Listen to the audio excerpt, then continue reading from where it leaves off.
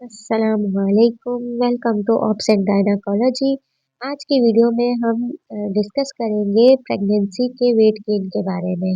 आपने सुना होगा प्रेगनेंसी में वज़न बढ़ता है, बिल्कुल बढ़ता है, क्यों नहीं बढ़ता? क्योंकि प्रेगनेंसी में बहुत सारी फिजियोलॉजिकल चेंजेस होते हैं। प्रेगनेंसी में बच्चा बनता है, यूट्रस का साइज़ बढ़ता है, प्लासेंटा होता है, बच्चे का पानी लाकर होता है, मदर की अपनी बॉडी में जो फ्लूइड लेवल होता है वो बढ़ जाता है, फ्लूइड वॉल्यूम बढ़ जाता है। तो आज की वीडियो में हम देखेंगे कि कौन-कौन सी चीज़ों की वजह से मदर का वेट गेन होता है और हर एक चीज़ का कितना वेट प्रेगनेंसी में गेन करती है। इंडिविजुअली हर एक चीज़ को देखेंगे और टोटल नॉर्मल कितना वेट प्रेगनेंसी में गेन होना चाहिए। अगर उससे कम या ज़्यादा हो तो दोनों खतरे की अलामत होती है, नॉर्मल बात नहीं होती। तो आज की वीडियो बहुत इम्पोर्टेंट है, वीडियो को ज़रूर लाइक करना है, चैनल को सब्सक्राइब करना है, बेल आइकन को प्रेस करना है ताकि आने वाली वीडियोस की नोटिफिकेशन आपको मिलती रहे। Total weight gain during pregnancy, pregnancy के दौरान टोटल कितना वेट गेन होता है?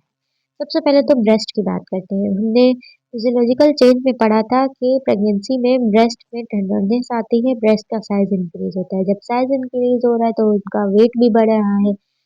वेट बढ़ता है 0.5 केजी ब्रेस्ट का प्रेगनेंसी में। फैट बनता है, फैट डेपोज़िशन ज़्यादा होती है। क्यों ज़्यादा होती है? क्योंकि फीमेल में एस्ट्रोजन हार्मोन ही जो है वो फीमेल में फैट की डेपोज़िशन करवाता है, फैट को स्टोर करवाता है। तो प्रेगनेंसी में तो 9 मंथ तक एस्ट्रोजन प्रोजेस्टेरोन रिलीज़ होते रहते हैं, तो फिर फैट जो है बहुत ज़्यादा डिपॉज़िट होता है। तो 3.5 केजी वेट जो होता है वो फैट का होता है। 0.5 केजी ब्रेस्ट का, 3.5 केजी वेट आपका जो है फैट का होता है। प्लासेंटा, प्लासेंटा आपके पास वो ऑर्गन है जो प्रेगनेंसी के दौरान बच्चे के साथ बनता है, जिसे आवल नाल भी कहा जाता है। इसी के ज़रिए माँ की बॉडी से बच्चे को खुराक मिलती रहती है।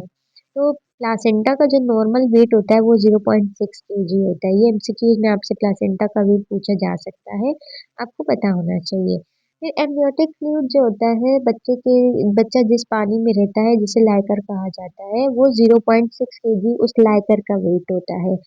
यूट्रस बढ़ता है, मसल्स बढ़ते हैं तो यूट्रस का वेट भी बढ़ता है, उन मसल्स का वेट भी बढ़ता है। तो 0.9 केजी वेट जो होता है यूट्रस के मसल्स के बढ़ने का वेट होता है। Blood volume increase, blood volume increase का मतलब क्या है?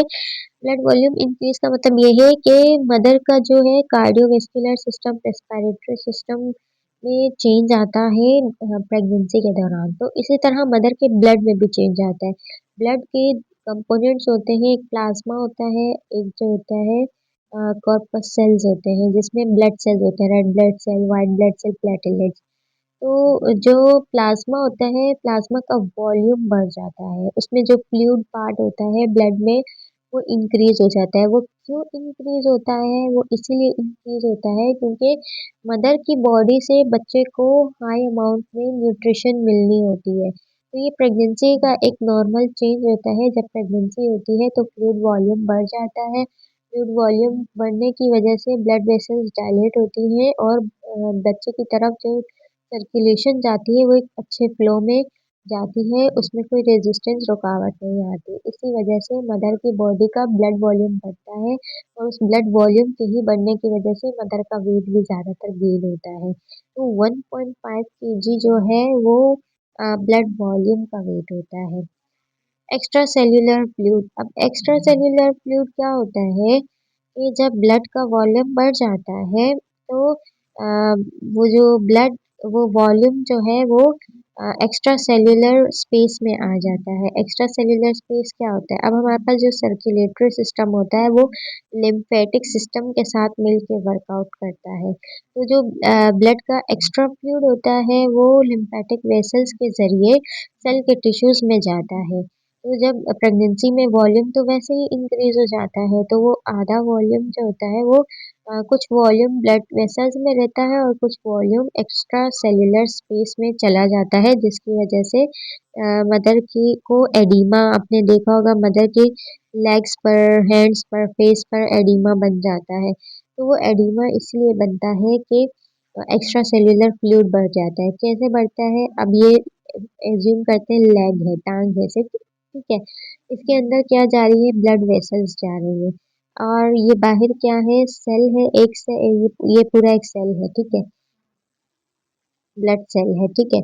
अब ब्लड सेल से क्या होता है, जब इसमें वॉल्यूम बढ़ता है तो सेल का साइज भी बढ़ता है। और ये एक सेल है, ये दूसरा सेल है, ये तीसरा सेल है, ये चौथा सेल है। ये मल्टीपल सेल्स एक साथ कलेक्ट होते हैं ना, तो हर एक सेल से जो है फ्लूइड बाहर निकलता है। ये जो इन सेल्स के बीच का स्पेस है ना, इस स्पेस को एक्स्ट्रा सेल्यूलर सेल्यूलर स्पेस कहा जाता है। तो जो हर फ्लूइड सेल्स के अंदर फ्लूइड जब बढ़ता है तो वो फिर एक्स्ट्रा सेल्यूलर स्पेस में आकर जमा हो जाता है, जिसकी वजह से क्या हो जाता है, स्वेलिंग हो जाती है, एडिमा आ जाता है। तो प्रेगनेंसी का ये नॉर्मल साइन सिम्टम होता है, जिसमें एक्स्ट्रा सेल्यूलर फ्लूइड बढ़ता है और उस एक्स्ट्रा सेल्यूलर फ्लूइड का वेट जो होता है वो 1.0 केजी वेट होता है। आई होप आपको चीज़ें क्लियर हो रही होंगी। कोई कंफ्यूजन हो तो आप कमेंट बॉक्स में पूछ सकते हैं। फिर मेन जो है फीटस, जो बच्चा बन रहा है उसका अपना वेट होता है। तो बच्चे का नॉर्मल वेट कितना होता है, ये आपका एमसीक्यूज भी है। बच्चे का नॉर्मल वेट होता है 2.5 से लेकर 3.5 केजी। 2.5 से अगर कम होगा तो वो बच्चा प्री मेच्योर कहलाएगा। 3.5 से अगर बढ़ रहा है और वो 4 केजी तक लास्ट लिमिट होती है, अगर 4 केजी से ज़्यादा बढ़ गया तो वो फिर बच्चा कहलाता है मैक्रोसोमिक बेबी। मैक्रो मतलब बड़ा, बड़ा बेबी कहलाता है, हैवी हो जाता है बहुत ज़्यादा, फिर वो डिलीवर नॉर्मल डिलीवर नहीं हो पाता।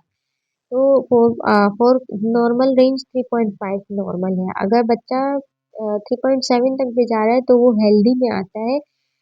4 तक जा रहा है तो वो हेल्दी में आता है, लेकिन अगर 4 से ऊपर चला गया तो वो फिर एक्स्ट्रा हेल्दी, जिसे मैक्रोसोमिक बेबी कहा जाता है। ये तो नॉर्मल डिलीवर नहीं होता, सिजेरियन सेक्शन से ही डिलीवर होता है। तो 3.4 3.5 केजी वेट तो बच्चे का बन ही जाता है। तो ये इन सारी चीज़ों का वेट टोटल कैलकुलेट होता है, तब जाके मदर का नॉर्मल वेट गेन होता है प्रेगनेंसी में। कितना total weight gain during pregnancy is 12 KG.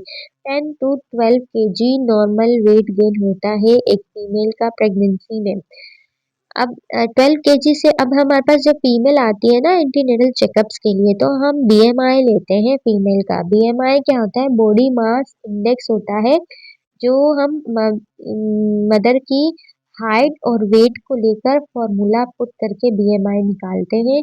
उससे हमें पता चलता है कि मदर अंडरवेट है, ओबेस्ड है या नॉर्मल वेट में है। तो बीएमआई लेते हैं और हम ये देखते हैं कि प्रेगनेंसी के अकॉर्डिंग मदर का वेट कितना हो रहा है। अगर 12 केजी से वो ऊपर जा रही है, इसका मतलब मदर ओबेसिटी की तरफ जा रही है।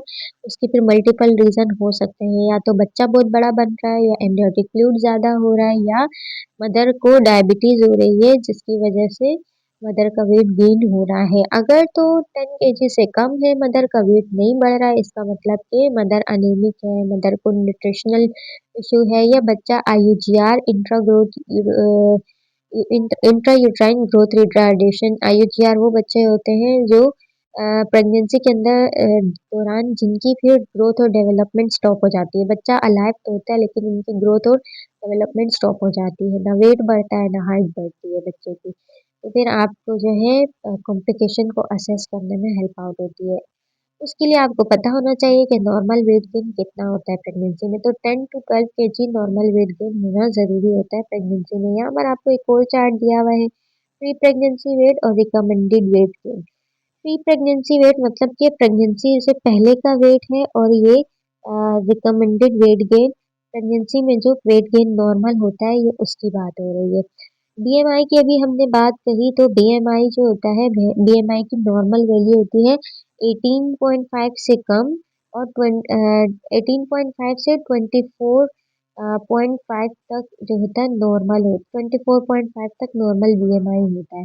अगर 18.5 से बीएमआई कम आ रहा है तो इसका मतलब कि मसला है, पेशेंट जो है वो बहुत ज़्यादा वीक है, उसका वेट अच्छा नहीं है। अगर 24.5 से ज़्यादा आ रहा है, 25 या उससे ज़्यादा आ रहा है, तो इसका मतलब पेशेंट ओबेसिटी की तरफ जा रही है। तो प्री प्रेगनेंसी में 18.5 से नॉर्मल है, और रिकमेंडेड वेट गेन जो प्रेगनेंसी में होता है वो 28 से 40 एलबीएस। एलबीएस से क्या होता है, ये भी वेट का एक यूनिट होता है। 1 केजी जो होता है वो बराबर होता है 2.2 एलबीएस के। 1 kg इक्वल्स टू 2.2 LBS। तो फिर आप 12 kg को मल्टीप्लाई करें 2.2 LBS से तो आपके पास 28 to 40 LBS normal weight gain होता है। जैसे 10 टू 12 kg हमने कहा ना, आपके पास समटाइम एमसीक्यूज में LBS पाउंड्स की ये यूनिट है। पाउंड्स में पूछा जाता है वेट या आपसे फिर केजी में पूछा जाता है। अगर केजी में पूछा गया तो 10 to 12 kg नॉर्मल है। अगर पाउंड्स में पूछा गया तो कितना 28 टू 40 पाउंड्स LBS नॉर्मल होता है। तो ये आपको ये याद करने की ज़रूरत नहीं है, बस आपने ये देख लिया टोटल वेट गेन किस किस चीज़ का होता है प्रेगनेंसी में।